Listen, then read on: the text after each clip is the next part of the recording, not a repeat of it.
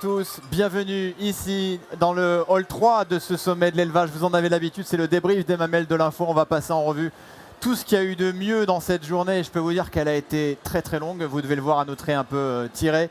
On va vous montrer des images, des interviews de cette très très belle journée. C'est déjà l'avant-dernière journée de cette 33e édition du sommet de l'élevage. Et comme chaque soir, je vais avoir la chance, le privilège, l'honneur d'avoir deux invités de renom, deux invités version internationale. Le premier, c'est Benoît Delalloy. Bonsoir Benoît. Bonsoir Guillaume. Bon, vous êtes le responsable international du sommet. Merci d'être avec nous ce soir. Avec plaisir. Et vous êtes venu avec Émilie Aubert, là aussi responsable sur l'international et sur le digital. Émilie, bonsoir. Bonsoir, oui c'est ça. Bon, Émilie, sans trahir de grand secret, vous m'avez dit tout à l'heure, et ça se voit à vos mines réjouies, tout se passe bien. Tout se passe bien, tout se passe comme sur des roulettes. La fréquentation est là, il y a du monde. Ben voilà, on est très contents. On a largement dépassé nos attentes en visiteurs et aussi en visiteurs international. C'est ce qu'on va parler. Voilà.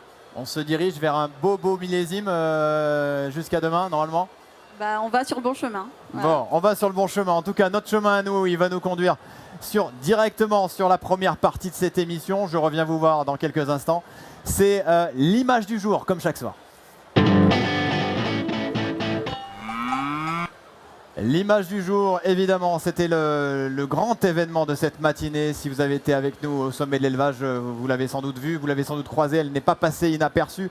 Elle était très attendue par les éleveurs. C'est la toute nouvelle ministre de l'Agriculture, Annie Genevard, qui est venue dès 9 h ce matin dans les allées à la rencontre des agriculteurs pour écouter toutes leurs doléances, pour écouter tout ce qu'ils avaient à lui faire remonter. Et Dieu sait que les sujets sont nombreux, que ce soit la guerre des prix, la vaccination concernant la fièvre catarrhale, mais aussi la souveraineté alimentaire. Elle a débuté un raid piétonnier à travers les allées du sommet de l'élevage, une visite qui s'est très très bien passée dans l'ensemble. Elle a rencontré, écouté, discuté et annoncé, pas encore tout à fait, les prochaines mesures qui vont être annoncées dès demain par le Premier ministre Michel Barnier, qu'on attend au sommet de l'élevage, annoncer toutes les mesures attendues pour le secteur agricole qui reste en difficulté, on le sait actuellement.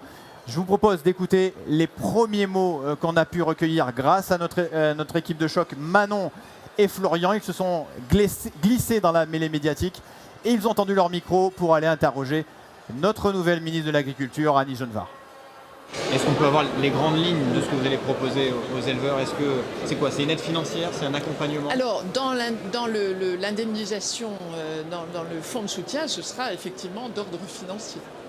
Pour les accompagner, pour les aider à financer bien la sûr, vaccination? bien sûr, c'est pour. Ils ont une trésorerie qui est exsangue. Là, ils ont eu des pertes considérables, donc il faut soutenir, il faut aider cette filière à se relever. Voilà les mots forts, les engagements pris par Annie Genevard, la ministre de l'Agriculture, qui sera donc accompagnée de Michel Barnier, le Premier ministre, demain ici au sommet de l'élevage. Allez, changement d'ambiance, un peu plus légère, ça fait aussi partie des images du jour. C'est une autre image qui aurait pu être les images de ces 4 jours, du sommet de l'élevage. C'est un rendez-vous incontournable en termes de convivialité et de gourmandise. Vous le savez, c'est le rendez-vous à partir de, j'allais dire midi, mais c'est une erreur. Dès 9 h du matin, on peut manger. Il y a 55 exposants qui sont ici au sommet et qui vous proposent de découvrir de la nourriture, du terroir, des bons produits, que ce soit de la charcuterie, du fromage, de la truffade, de l'aligot. Rien que de vous le dire, je commence à avoir un peu la bave aux lèvres. En tout cas, on a vraiment découvert de beaux endroits pour se poser, pour discuter, pour faire des rencontres, avec l'eau à la bouche et de grands sourires. Regardez, je crois que Florian, il est parti avec sa caméra du côté de l'aligot, le gourmand, le coquin. Qu'est-ce que vous nous préparez de beau ce midi? Des saucisses avec des oignons, des andouillettes, des sandwichs chauds. Et à côté, chez mon collègue, on a des sandwichs gratinés. Les visiteurs vont se régaler, quoi.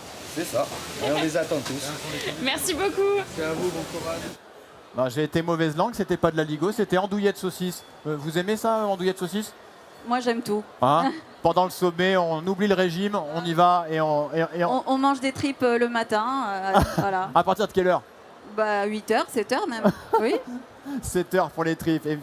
Allez, on continue, on va passer sur la deuxième partie de ce débrief du soir avec le très important, l'habituel concours du jour. Vous en avez l'habitude, surtout si vous êtes ici près du hall 3, le secteur bovin. On a les vaches salaires qui sont derrière nous.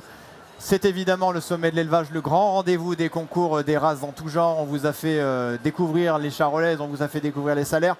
Aujourd'hui, on est parti au plus près des Ferrandaises qui concouraient ce matin ici au Grand Ring du Zénith de Clermont-Ferrand. Et je peux vous dire qu'on les a approchés. Et je peux vous dire qu'aller à un concours ou revenir du concours, eh ben, c'est pas une mince affaire. C'est tout sauf une promenade de santé lorsqu'on a des animaux comme ça à amener. Alors là, ils ont peut-être le pas un peu léger, mais je peux vous dire que pour les éleveurs, il faut les tenir de main de maître, hein, parce qu'il y a le stress du passage devant le ring, le stress du concours, la quête de la médaille, la quête de la grande plaque. Et je vous propose justement d'écouter l'un de ces éleveurs qui nous parle de cette promenade qui n'est pas tout à fait une promenade de santé. Dites-moi, monsieur, il faut un permis poids lourd quand même pour trimballer des bêtes comme ça. Non, elles sont... Oh, il faut un peu de force quand même, non? Ah, il faut... Si la vache veut bien coopérer, ben, il ne faut pas de force. Si elle veut essayer, ben, il faut de la force. Et si on n'a pas cette force, on lâche. En tout cas, vous êtes bien courageux parce qu'elles sont... Mais elles sont très belles en tout cas. Bon, ils sont sereins nos éleveurs, ils prennent 2-3 coups de chaud en fin de journée, mais ils sont détendus avec leurs animaux, ils les adorent et nous aussi. Après ces deux premières parties de poids, je vais vous présenter une troisième partie. Ce sont nos deux invités qui pèsent dans le game, comme on dit ici, comme on disent les jeunes, ils pèsent dans le game international. Ce sont nos deux invités du soir. Nos deux invités du soir, rebonsoir à tous les deux. Je vous représente pour celles et ceux qui nous rejoignent. Il y a du monde là autour du plateau qui nous regarde. Je ne vais pas vous mettre la pression, Benoît. Hein. Benoît, vous êtes le responsable international du sommet. Rebonsoir, Benoît. Bonsoir. Et vous êtes venu en compagnie d'Émilie Aubert, là aussi dans le secteur de l'international et de l'axe digital. Oui, c'est ça. J'ai envie de vous dire welcome. Thank you. Alors on se comprend. Benoît, la première question, elle est toute simple. On le sait, le pays d'honneur de cette 33e édition, c'est le Kazakhstan, un pays qu'on connaît peu de l'Asie centrale. Ma première question, elle est toute simple. Comment on en arrive à inviter un pays comme le Kazakhstan? Déjà, pourquoi le Kazakhstan? Et comment ça vous est venu? Alors le Kazakhstan, effectivement, c'est un pays qui compte, hein, notamment en Asie centrale. C'est le plus grand pays des Asies centrales. Il faut rappeler aussi quelques chiffres. C'est 5 fois la France. Donc il y a des espaces herbagés immenses. C'est un pays aussi qui est très intéressant parce qu'il est coincé entre la Chine et la Russie. Donc deux grands pays, on va dire, consommateurs aussi. Donc c'est un pays vraiment stratégique, donc qui a besoin de développer son élevage, notamment pour développer ses exportations vers ses pays voisins. Alors on s'est intéressé au Kazakhstan, pourquoi? Parce que aussi nos autorités françaises s'intéressent beaucoup à ce pays, pour d'autres raisons que les nôtres, c'est plutôt pour le sous-sol. Hein, avec le Kazakhstan, voilà, c'est un pays qui a beaucoup de ressources, notamment en uranium, en pétrole, en gaz. Donc le président Macron a fait une visite officielle au Kazakhstan en novembre. Et il avait, si je peux dire dans sa valise, en tout cas dans son avion, il avait emmené pour représenter l'élevage français le président du sommet de l'élevage. Donc c'est pas rien, là aussi c'est signe quand même d'une grande reconnaissance de notre événement à l'international. Donc déjà ça nous a ouvert quelques portes, j'allais dire. Et donc même si le président Macron allait plutôt négocier donc, des accords énergétiques, eh bien nous derrière, voilà, on a proposé à nos amis kazakhs, voilà, de venir au sommet de l'élevage cette année pour essayer de développer le business, cette fois-ci dans le secteur de l'agriculture et de l'élevage. Il y a une idée derrière la tête, forcément. On a envie que nos éleveurs nouent des contacts. On le sait, hein, le sommet, c'est de la convivialité, bien sûr, c'est des concours, bien sûr. Mais c'est aussi une terre de business ici. J'avais un chiffre, vous me direz si je me trompe. On parle de 100 000 transactions qui sont faites sur le sommet l'année dernière. On est vraiment là dans le sommet, quand on dit version internationale, de rapprochement, d'aller chercher de nouveaux peut-être contrats, de nouveaux marchés, etc. C'est vraiment un des objectifs très forts du Bien sommet. sûr, comme tout salon, on est un facilitateur. Nous, on met en adéquation voilà, des vendeurs et des acheteurs. Donc effectivement, avec Émilie, on travaille toute l'année à essayer de promouvoir notre salon international pour faire venir justement ces acheteurs internationaux qui vont nouer des relations et du business avec nos exposants. Donc c'est du gagnant-gagnant. Du gagnant-gagnant. Émilie, je me suis un peu promené, parce que j'avais un peu de temps libre, je me suis un peu promené dans les allées. Il n'y a pas besoin d'être un fin limier pour se rendre compte que ça parle de toutes les langues. J'ai un chiffre qui nous a été donné. 100 langues différentes, 100 nationalités différentes présentes ici au sommet, que ce soit les éleveurs, que ce soit le public, et avec 5000 visiteurs internationaux. Ma question, elle est toute simple, c'est comment on fait pour attirer le monde ici, chez nous, en Auvergne, au pied des volcans? Ouais, c'est ça, les chiffres sont corrects. Déjà, on a plus de 40 représentants dans le monde. On a aussi plus de 50 médias internationaux et tous les ans on cherche de nouveaux. Cette année on avait l'Inde, c'était la première fois. On a aussi, on voyage aussi, nous on représente le sommet à l'étranger. Le mois prochain, donc Benoît il va aller au Danemark, moi je vais en Italie, en Allemagne. Donc voilà, on essaye de rencontrer des gens, les inviter. Et voilà, et on a aussi des agri-influenceurs internationaux. On a Agri Paylar qui est espagnol, on a Omer turc. Voilà, donc, et aussi on pousse dans le digital, on s'internationalise aussi, on fait du social selling et ça apporte ses fruits.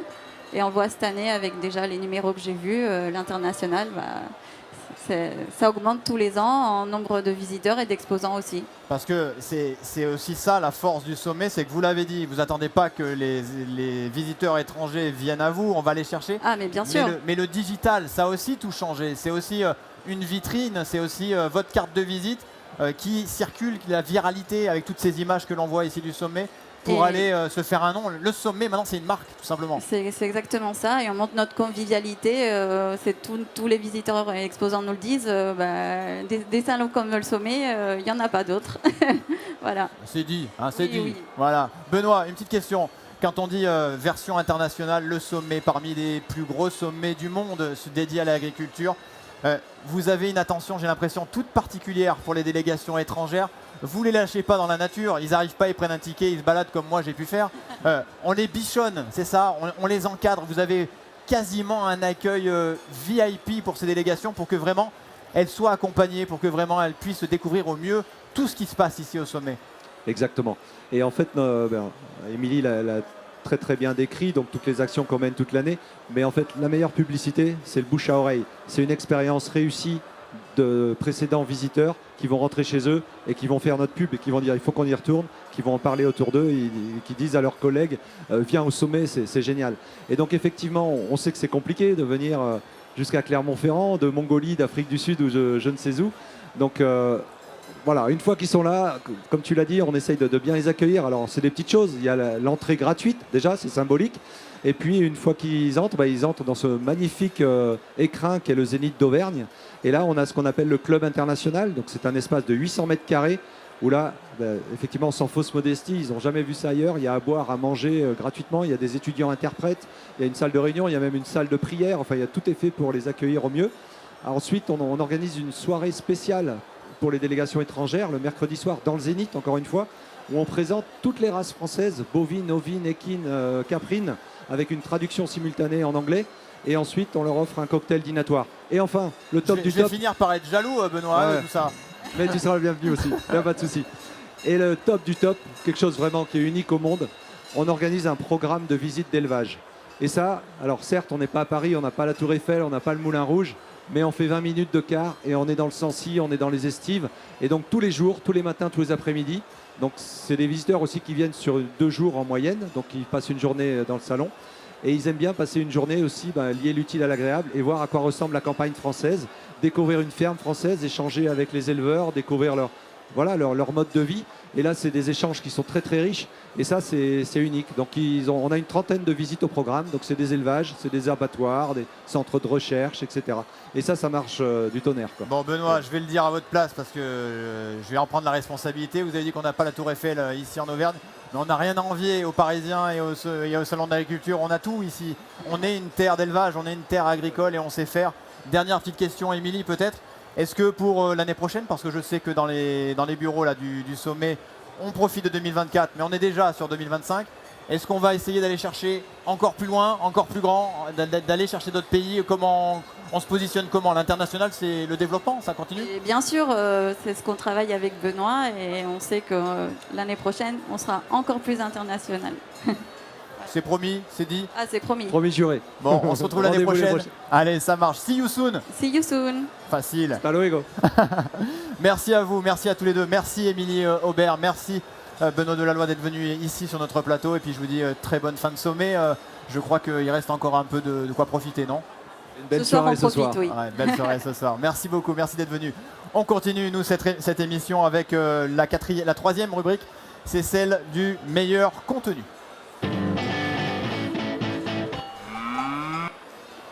On en parlait justement il y a quelques instants, le Kazakhstan, vous le savez, c'est le pays d'honneur de cette 33e édition ici au sommet de l'élevage, un pays immense, on l'a dit, Benoît l'a dit tout à l'heure, il m'a piqué mon info, je voulais faire mon effet, c'est 5 fois la France, 5 fois la France en capacité de terre agricole, c'est l'équivalent de la France et de l'Allemagne, c'est vous dire si ce pays est immense, c'est un pays fait de grands espaces, de steppes immenses, où il y a carrément plus d'animaux que d'habitants, 20 millions d'habitants si vous nous avez suivis tout à l'heure sur le Boost Quiz, 20 millions d'habitants au Kazakhstan. Bref, c'est un sacré morceau de l'agriculture qui est invité ici. Et leur délégation, on est allé à leur rencontre évidemment dans leur tenue traditionnelle. On est parti avec notre petit micro en version presque originale parce qu'on leur a parlé en français, on a un peu triché. Et vous allez voir, on a tendu le micro à la délégation du Kazakhstan et c'était tout simplement sympa, tout simplement sympa. Qu'est-ce que ça vous fait d'être le pays à l'honneur cette année sur le sommet de l'élevage? On est pour présenter notre pays et c'est beaucoup de potentiel pour les jeunes pour évaluer notre agriculture. Oui. Et on a échangé les informations avec l'Europe et bien sûr avec la 12 France. Bon, morale de l'histoire, la délégation kazakh parle beaucoup mieux français que moi je parle le kazakh. Je vais essayer de potasser un peu pour l'année prochaine. Benoît, vous parlez kazakh un peu? Non, mais après quelques vodkas, tu verras, ça va beaucoup mieux. Je vais essayer. On dit rien, j'essaierai tout à l'heure. Allez, on continue. Sans vodka et sans modération, on va continuer sur la rencontre du jour.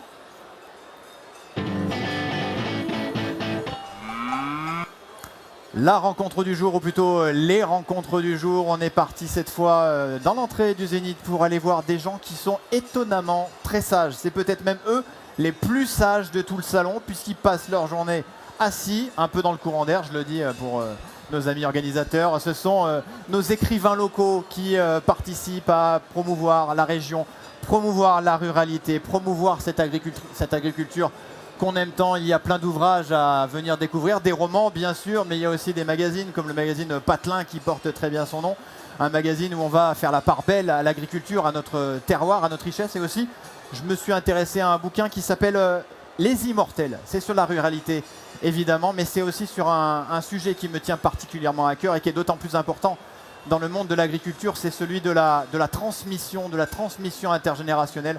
Je sais pas vous, mais quand on se balade, on voit énormément d'enfants qui ont les yeux pétillants avec leurs parents, qui sont en train d'accompagner les éleveurs. Et c'est l'avenir de nos élevages, l'avenir de nos fermes qui est en jeu. Et ce que je vous propose, c'est d'écouter les deux personnes qui ont écrit à ce sujet, avec ce livre, Les Immortels, donc sur la transmission intergénérationnelle. Bonjour Isane, bonjour Pierrick. Alors est-ce que vous pouvez nous parler du projet que vous portez dans les mains actuellement, en quoi il met en avant le terroir et aussi le côté intergénérationnel? Bonjour Manon, bah oui, avec plaisir. Donc moi je te présente Patelin. Patelin, c'est un MOOC, c'est un livre magazine qu'on a écrit au sein d'une agence de communication avec la présence de 40 contributeurs. Donc c'est au sein de l'agence qui plus est, ça parle du terroir et du territoire pour découvrir et redécouvrir, parce qu'on ne connaît jamais assez, notre massif central. Et toi du coup Pierrick? Donc Les Immortels, c'est un livre DVD qui dresse le portrait de 10 agricultrices en Auvergne qui sont d'âges différents et d'horizons différents. Et il y a aussi un travail historique et géographique qui a été mené sur les agricultrices en France et en Auvergne. Bon, pour tout vous dire, j'avais pas vu cet extrait jusqu'à présent et je viens de découvrir Benoît. Heureusement que je suis venu au sommet de l'élevage. J'ai découvert un nouveau mot, le MOOC. Le MOOC, à la fois magazine et à la fois livre, MOOC. Ça vous parle, ça, c'est déjà un petit pas vers l'international, le MOOC. Hein, le MOOC du sommet de l'élevage. Voilà, allez, avant de refermer ce journal, on va faire un dernier petit clin d'œil. C'est quelque chose que je tenais à vous montrer aussi avec les équipes qui m'aident à préparer tous les soirs. Ce journal, c'est toujours, j'en ai parlé un peu tout à l'heure, je me suis un peu livré, c'est cet amour, cette image forte que je rencontre tous les jours et qui m'attendrit. J'ai les yeux un peu en cœur, j'ai l'air un peu niais quand je les croise.